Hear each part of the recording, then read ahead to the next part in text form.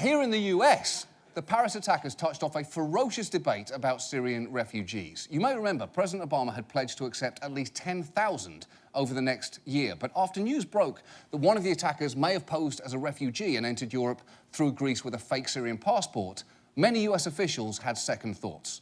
31 governors now oppose, are refusing, or suspending the resettlement of Syrian refugees into their states. OK, that's pretty extreme, but it's also pretty meaningless for two reasons. One, governors don't have the legal authority to ban refugees. And two, even if they could, Syrians can just walk between states like anyone else. The lines on maps are not crocodile-filled moats. Presidential candidates also got involved with this anti-refugee rhetoric. Donald Trump, Ben Carson and Marco Rubio called for a halt to all Syrian refugees entering the country. And others, like Ted Cruz and Jeb Bush, argued we could take some if they were Christian. And if you're wondering how that would work, let Jeb Bush explain. What does a focus on Christian families actually look like? Is that going to... Well, you're a Christian. I mean, you can prove you're a Christian. It's the... How? I think you can prove it. Yeah. I think you can prove it. I'm pretty sure you can prove it.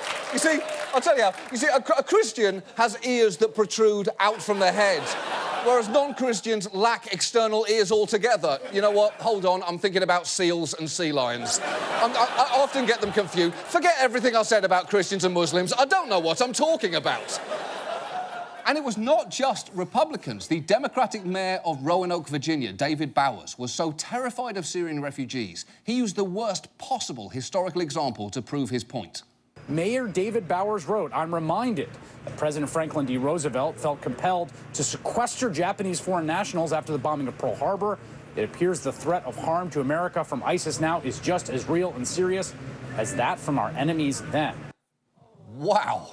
Did he not realise that Japanese internment camps are one of this nation's greatest sources of shame?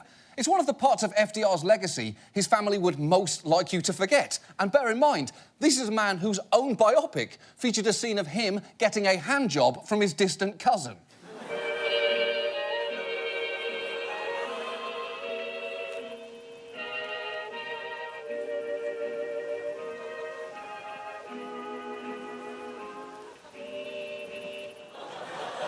Did I have to show you that? No. Did I want to? Absolutely I did. But this week's events actually call to mind a chapter from FDR's time in office that is even more shameful than the saddest and classiest handjob of all time. Specifically, when in 1939, US authorities turned away a ship containing more than 900 mostly Jewish refugees from Germany, something American newsreels at the time tried to put a positive spin on. 907 Jewish unfortunates without a country permitted to land in Belgium after 5 weeks of suspense afloat. Through American generosity, they will find at least temporary shelter in France, Holland and England. Yes, we sent a boat of Jews back to Europe in 1939.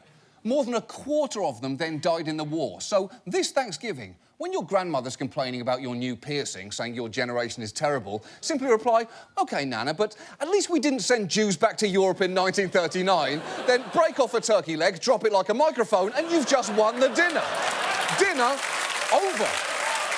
Although, let's be honest here, every generation has had its own ugly reaction to refugees, whether they are the Irish, the Vietnamese, the Cubans, or the Haitians. And those fears have been broadly unfounded. In fact, there was only one time in American history when the fear of refugees wiping everyone out did actually come true, and we'll all be sitting around a table celebrating it on Thursday.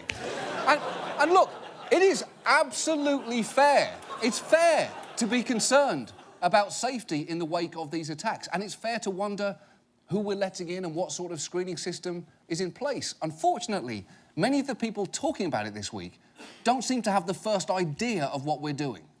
Do we know who these people are? No. Are they properly vetted? No. How do you vet them?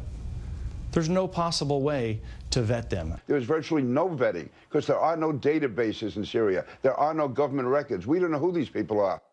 Look, it is difficult to vet people coming out of a war zone, but it's not like we're just letting anyone in. We are the United States of America, not Arizona State. Because, just for the record here, Let me walk you through what our screening process actually is. If you're a refugee, first, you apply through the United Nations High Commissioner for Refugees, which collects documents and performs interviews. Incidentally, less than 1% of refugees worldwide end up being recommended for resettlement. But if you're one of them, you may then be referred to the State Department to begin the vetting process. At this point, more information is collected. You'll be put through security screenings by the National Counter-Terrorism Centre, the FBI and the Department of Homeland Security. And if you're a Syrian refugee, you'll get an additional layer of screening called the Syria Enhanced Review, which may include a further check by a special part of Homeland Security, the USCIS Fraud Detection and National Security Directorate. And don't relax yet, because we've barely even started. Then you finally get an interview with USCIS officers, and you'll also be fingerprinted so your prints can be run through the biometric databases of the FBI, the Department of Homeland Security and the Department of Defence. And if you make it through all that, you'll then have health screenings, which, let's face it, may not go too well for you, because you may have given yourself a stroke getting through this process so far. But if everything comes back clear, you'll be enrolled in cultural orientation classes, all while your information continues to be checked recurrently against terrorist databases to make sure that no new information comes in that wasn't caught before. All of that has to happen before you get near a plane. This process typically takes 18 to 24 months once you've been referred by the UN to the United States. This is the most rigorous vetting anyone has to face before entering this country. No terrorist in their right mind would choose this path, when the visa process requires far less effort. But nevertheless, the House still voted on Thursday to add a few more steps.